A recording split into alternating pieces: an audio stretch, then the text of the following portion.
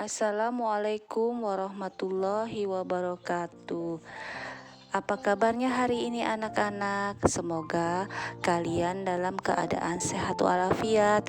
Hari ini kita masih membahas tema 2 ya, persatuan dalam perbedaan. Subtema 3, bersatu kita teguh. Mata pelajaran IPA, pembelajaran 1, halaman 103 sampai 105 dan pembelajaran 3 halaman 118.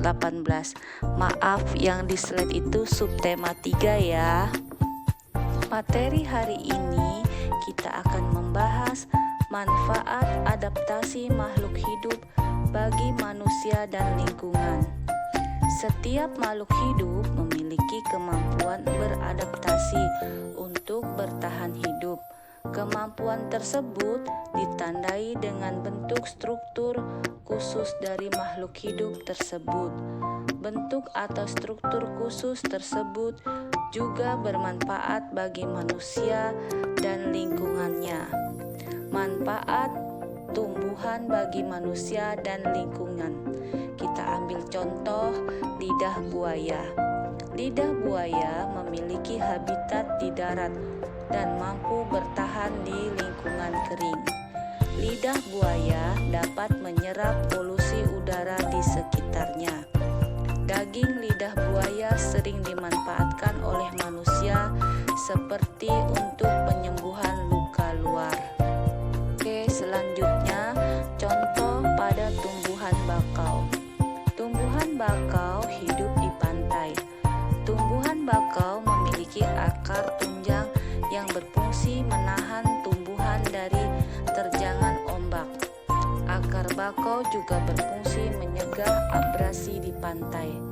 Perairan di sekitar akar pohon bakau menjadi tempat hidup hewan laut, misalnya ikan dan udang. Sekarang, manfaat hewan bagi manusia dan lingkungannya. Ibu ambil contoh cacing.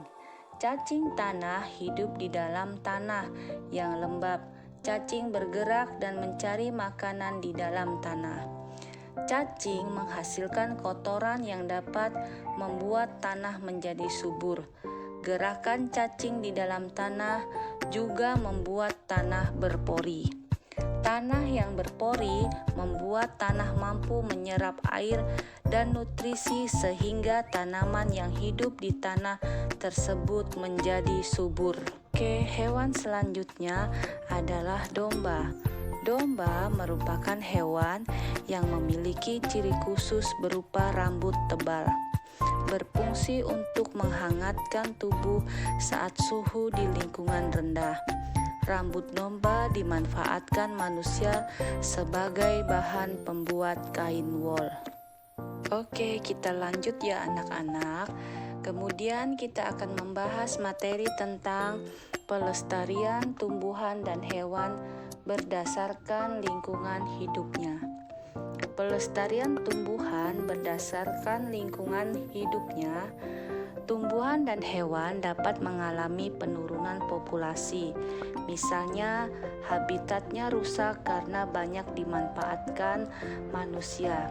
Jika tumbuhan dan hewan tersebut tidak dilestarikan, tumbuhan dan hewan tersebut akan menjadi langka. Terlebih jika tumbuhan dan hewan yang termasuk endemik. Artinya, tumbuhan dan hewan tersebut dapat ditemukan di suatu tempat dan tidak ditemukan di tempat yang lain. Pelestarian tumbuhan berdasarkan lingkungan hidupnya. Ibu ambil contoh bunga bangkai. Tumbuhan bunga Padma raksasa atau Rafflesia memiliki mahkota berwarna merah dan mengeluarkan aroma busuk seperti bangkai untuk mengundang hewan penyerbuk. Rafflesia membutuhkan waktu hingga 9 bulan untuk tumbuh dan masa mekar bunga Rafflesia hanya 5-7 hari. Oleh karena itu, peran pemerintah sangat diperlukan dalam pelestarian tumbuhan tersebut. Contoh tumbuhan yang kedua yaitu bunga cendana. Tumbuhan cendana merupakan tumbuhan berkayu yang mengeluarkan aroma wangi. Cendana banyak dimanfaatkan dalam keseharian masyarakat Indonesia.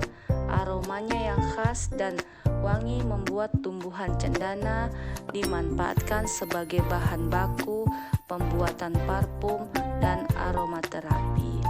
Pohon ini merupakan tumbuhan langka. Selanjutnya adalah pelestarian hewan berdasarkan lingkungan hidupnya. Saat ini, ancaman kelangsungan hidup orangutan mencakup berubah fungsi hutan. Upaya pelestarian terhadap orangutan pun dilakukan. Yang pertama, kerjasama WWF Indonesia dengan pemerintah dalam mengembangkan rencana tata ruang ekosistem sebagai upaya pengembalian hutan sebagai habitat orangutan. FFE, sebuah organisasi non-pemerintah yang menangani masalah konservasi. Kemudian penanganan yang kedua yaitu sebagian besar orangutan yang selamat dilindungi di tempat penangkaran khusus. Sebagai contoh, penangkaran orangutan di Bukit Lawang Sumatera dan di Tanjung Puting Kalimantan Tengah. Contoh hewan yang kedua yaitu gajah Sumatera. Termasuk hewan langka karena jumlahnya semakin menurun. Gajah Sumatera merupakan hewan endemik Pulau Sumatera. Faktor penyebabnya antara lain pemburuan dan berubahnya fungsi hutan menjadi pemukiman dan perkebunan. Sebagian langkah pencegahan dari kepunahan, pemerintah menetapkan beberapa wilayah sebagai pusat konservasi gajah Sumatera. Penetapan wilayah sebagai konservasi gajah Sumatera yaitu Taman Nasional Waikambas di Lampung dan Taman Nasional di Tesonilo di Riau. Mungkin itu saja materi dari Ibu, nanti tugas menyusul lewat via WA. Semoga bermanfaat. Assalamualaikum warahmatullahi wabarakatuh.